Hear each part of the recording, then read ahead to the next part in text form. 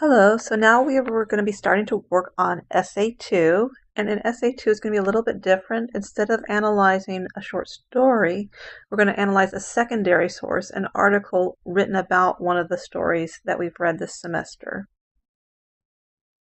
So to understand these articles, they are part of what we call the scholarly conversation. So think about it this way. First of all, there's one critic who reads the story, and they're smart, they're an expert, and so they get an idea about what the story is meaning, just like you guys did when you were analyzing and comparing the different stories. And they come up with an idea and they argue their point, citing plenty of evidence from the short story. So remember when I was requiring you to pull in enough primary source evidence into Essay 1, that's what they were doing. The critics, when they're first come up with an idea, they have to defend that idea as valid. Not necessarily that their idea is the one true argument. We can never really say there's one true interpretation of a story. Some may try to say that, but that is not logical because there are many ways to interpret a story. But we can argue that our idea has merit and is valid, and it fits in with the details that we see in the story, and it's an important viewpoint because it's relevant. For example, this first person looking at AMP, this Mr. Turtle here, can say that he feels that AMP can be viewed as a modern-day knight in shining armor story, and he supports it with details from the story where he shows Sammy as being heroic and gallant like a knight. Well then, what happens with the ongoing conversation is that Critic B reads what Critic A has written and agrees, but sees details and aspects Critic A overlooked. Okay, so Critic B writes about the story, citing from the story and incorporating quotes from Critic A. So in this article, Mr.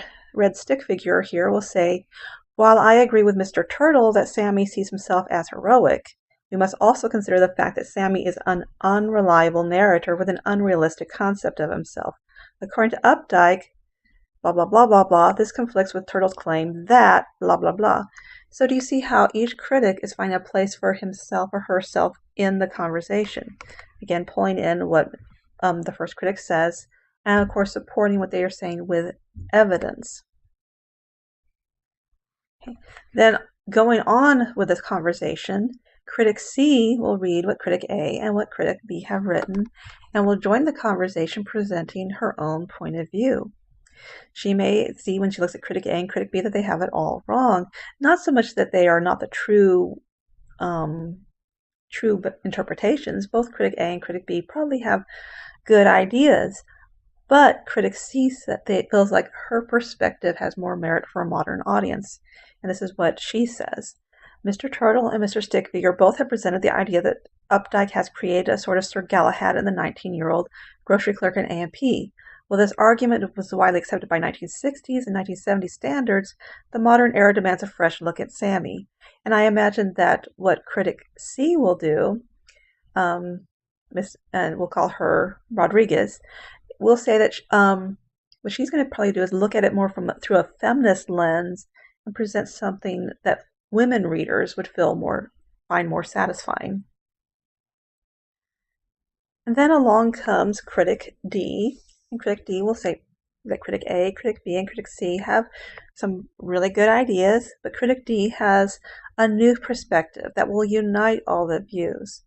For example, Critic D will say, most recently, Rodriguez argued that Sammy is the complete opposite of a knight in shining armor, a male chauvinist stalker who thinks that by objectifying the three girls, he can claim them as his own quarry, that he is the, quoting from Rodriguez, hunter with rights to their hides. Rodriguez 212. That's the last name page number. While both of these views have merit, what neither of these critics considers is that Sammy is based off of a typical 19-year-old's experience with growing up and how he learns to navigate the different factors involved with coming of age.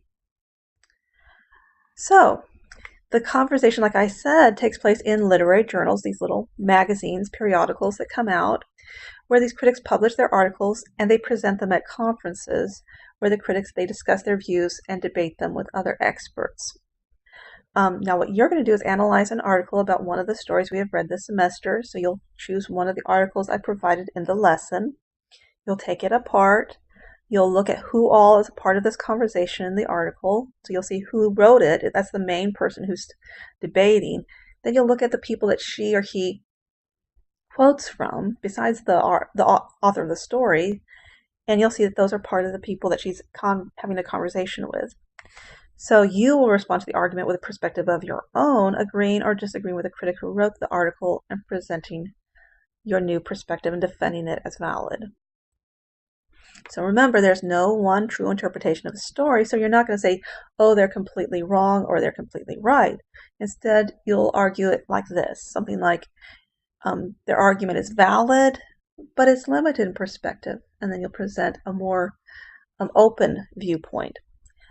The article is valid, but it's not satisfying for a modern reader. So maybe it was good for the time in which it was written, but now we want to look at it more critically with a perspective from the new millennium. It does not take into consideration certain important aspects of the story. So maybe it really looked at one little part of the story, but it didn't look at other parts that are just as important. You may say it's interesting, but there's another more interesting way to interpret the story. Is a strong argument, but another factor to consider is it is a good argument, but one must question. So you see how you're acknowledging that yes, I see you had something to say, you're an expert. What you said has merit. However, here's a new way to look at it. And that's where you come in. I provided some templates, and they're called the They Say, I Say templates that are from a book called They Say, I Say by Birkenstein and Groff. And I've just included some so you can see how they work. So X argues that's where you're going to introduce what the main argument of the article is. For example, Ferguson argues that Chopin's use of dark, ghostly words insinuates that Mrs. Mallard's true freedom will only come in a purgatory-type afterlife. X does not deny that. And again, X is the person who wrote the article. Garcia does not deny that Hemingway's writings lean toward misogyny. Misogyny means male chauvinism. You may introduce something implied or assumed, which is one implication of X's treatment of blank is that blank. So then you can say one implication of McDougall's treatment of A Story of an Hour is that Mrs. Mallard is not as innocent and helpless as one may assume. So that's where you're kind of analyzing and taking apart the argument. You're coming up with implications. Although X does not say so directly, the critic apparently assumes that, although Chandler does not say so directly, he apparently assumes that all women are power-hungry monsters. So you see how you're taking apart that argument and presenting your perspective on that argument. Of course, you want to use quotes, and according to X, means X is the critic, according to X, blank. So look at how I did this. According to Tremblay, Alice Walker's self-identity plays a large role in how she structures Mama's self-identity. So here I've introduced the quote, quoted the quote, and I include the parenthetical citation at the end. In her article, blank, X maintains that, in her article, Chopin's use of symbolism, Peterson maintains that Chopin does not speak with words, she speaks with images, and these images must be extracted from behind the cloak of mundanity. And that's on page 452. There's my parenthetical citation. I want you to take note that that these articles are written for expert audience, so mostly PhDs. So some of them will be challenging to read. So you need to make sure you have enough time to read and really extract the information from them.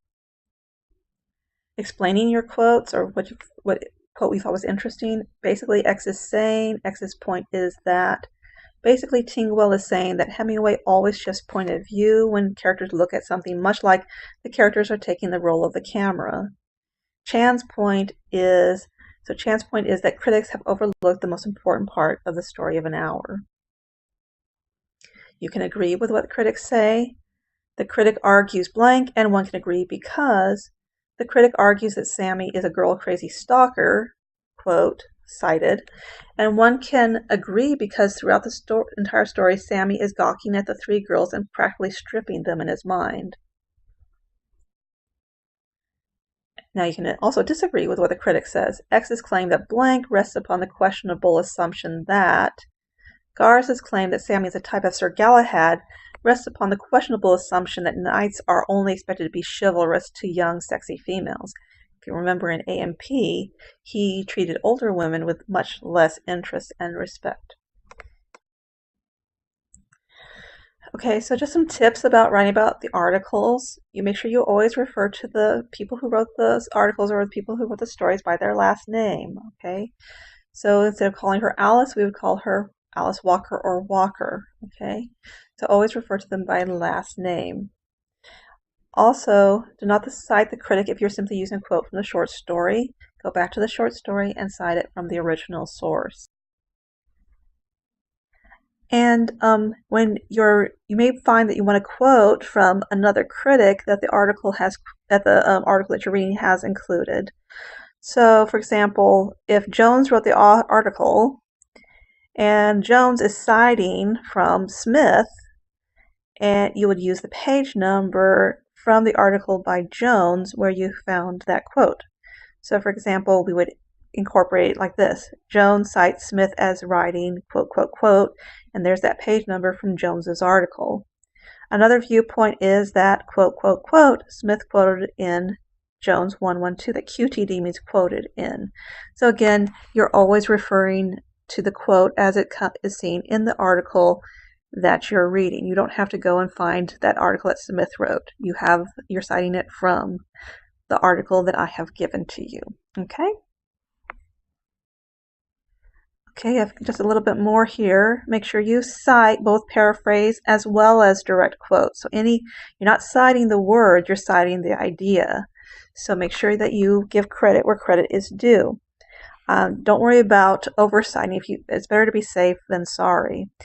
Avoid dropped quotes. So the author describes the mother's feelings, period, quote, quote, quote, citation, period. That's a dropped quote. We have that quote just popping up like it's coming out of a trap door as a frowny face. You want to make sure you integrate it, ICE, introduce, cite, explain. The author describes the mother's feelings when she writes, quote, quote, quote, citation, thus revealing how sad the mother is feeling when her daughter rejects her offer. So do you see how we make what the words we're quoting as part of what we're saying, and it makes perfect grammatical sense when we read it out loud? Okay, so the requirements of this assignment: you'll choose an article from those provided in this lesson. You'll use the Power of Process assignment to annotate it. You'll use your notes from your annotation to write an analysis of the article and responding to the argument of the article. Make sure you include a strong intro with a strong thesis statement. Make sure your thesis statement is the last sentence of the introduction. It should include the name of the person who wrote the article and what your view of their argument is. Include at least 3 body paragraphs. So you'll have an introduction and 3 body paragraphs in your conclusion. Your first body paragraph will introduce and analyze the argument and explain who all is involved in this discussion, what other critics are involved. Respond to the argument. Which parts do you agree with? Which parts do you question, and why? Present your own perspective in the third paragraph, including quotes from the original short story and the article to support your perspective. Include a strong conclusion that reflects on each point and reconfirms your own perspective. Use MLA format. That means you'll also use parenthetical citation and a works cited page. You'll cite the article as an article from a scholarly journal, and you'll cite the short story as, again, a work in an anthology, as I showed you in the instructions for Essay 1. Each body paragraph should have at least 3 quotes, and it should be a minimum of 2 full pages.